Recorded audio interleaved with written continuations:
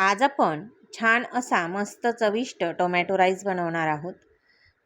राईसचा तोच प्रकार खाऊन जर तुम्हाला कंटाळा आला असेल तर नक्की हा टोमॅटो राईस तुम्ही ट्राय करून बघा. खूप छान लागतो.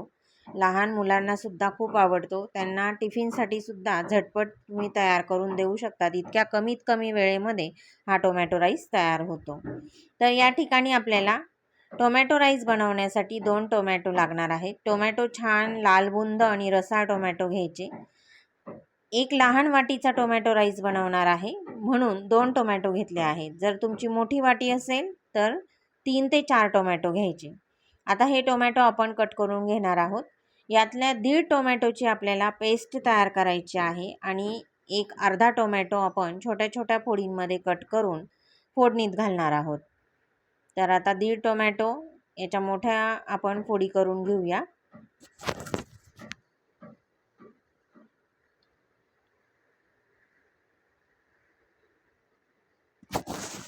अर्ध्या टोमॅटोच्या छोट्या छोट्या फोडी तयार करायच्या आहेत. आता 1.5 टोमॅटो जो आहे तो आपण मिक्सरच्या भांड्यामध्ये घालून घेऊ आणि छोट्या आकारामध्ये कट केलेला टोमॅटो आपण फोडणीमध्ये घालणार आहोत. नंतर आपल्याला लागणार आहे एक मोठा कांदा उभा बारीक कट केलेला. नंतर 10 ते 12 लसूणच्या पाकळ्या आणि 1 इंच अद्रक टोमॅटोच्या पेस्ट बरोबरच आपल्याला दळून घ्यायचं आहे. टोमॅटोच्या पेस्टमध्ये 10 ते 15 लसूणच्या पाकळ्या आणि 1 इंच अद्रक घालून टोमॅटोची पेस्ट या ठिकाणी तयार करून घेतली आहे. ही ज्या वेळेला आपण तेलामध्ये परतवू त्यावेळेला तिचा रंग लाल होतो. आता टोमॅटो राईस बनवायला सुरुवात करूया. कुकरमध्येच बनवणार आहोत. कुकरमध्ये आवडीप्रमाणे तेल घालायचं आहे. तेल घातल्यानंतर एक छोटा चमचा आपल्याला तूप घालायचं आहे. याच्यामुळे ना चव खूप छान येते राईसला. आता एक मोठा चमचा जिरं घालूया. जिरं छान फुलून आलं की काही खडे मसाले टाकायचे. जे तुमच्याकडे उपलब्ध असतील ते खडे मसाले टाका. लवंग, मिरे, दालचिनी, हिरवा वेलदोडा, मसाला वेलदोडा, स्टार फूल असेल स्टार फूल घालू शकतात. नंतर खडे मसाले घातल्यानंतर उभा कापलेला कांदा आणि ज्या आपण अर्ध्या टोमॅटोच्या बारीक फोडी करून घेतलेल्या होत्या त्या घातलेल्या आहेत आणि छान नरम होईपर्यंत परतवून घ्यायचं आहे. आता आपण जी पेस्ट तयार करून घेतली ती घालणार आहोत आणि ही पेस्ट छान कच्चापणा जाईपर्यंत परतवून घ्यायची आहे. जशी जशी ही पेस्ट परतवली जाते तसं टोमॅटोचा जो व्हाईट रंग आहे ना तो छान लाल होत जातो. दळल्यामुळे टोमॅटोचा कलर जो आहे तो थोडासा असा पिंक कलर दिसतो, गुलाबी, फेंट गुलाबी. नंतर ज्या वेळेला आपण परतवतो त्यावेळेला तो हळूहळू छान लाल होत जातो आणि तेल सुटेपर्यंत आपल्याला टोमॅटोची पेस्ट जी आहे ती परतवून घ्यायची आहे. आणि तेल सुटल्यानंतर एक लहान अर्धा चमचा हळद घालायची आणि आवडीप्रमाणे लाल मिरची पावडर घालायची आहे आणि पुन्हा एकदा छान परतवून घ्यायचं आहे. तेल सुटेपर्यंत पुन्हा एकदा परतवून घेऊ आणि परतवून घेतल्यानंतर आता आपल्याला याच्यात थोडंसं पाणी घालायचं आहे. थोडंसं पाणी घालून थोडीशी ग्रेव्ही तयार करून घेऊ आणि ती पुन्हा तेल सुटेपर्यंत परतवून घेऊ. आता थोडंसं पाणी घातलं. आता ही ग्रेव्ही छान आपल्याला तेल सुटेपर्यंत परतवून घ्यायची आहे.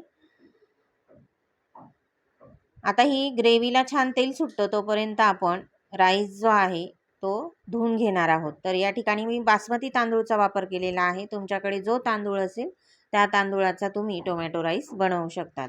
इवन तुम्ही रेशनच्या तांदूळाचा पण टोमॅटो राईस बनवू शकतात. आता धुवून घेतलेला तांदूळ छान असं फोडणीमध्ये घातलेला आहे. आता फोडणीमध्ये तांदूळ मस्तपैकी थोडासा परतवून घेऊ आणि परतवून घेतल्यानंतर एका साईडला गरम पाणी करायचं आहे आणि गरम पाणी आता आपण हा टोमॅटो राईस शिजण्यासाठी घालणार आहोत.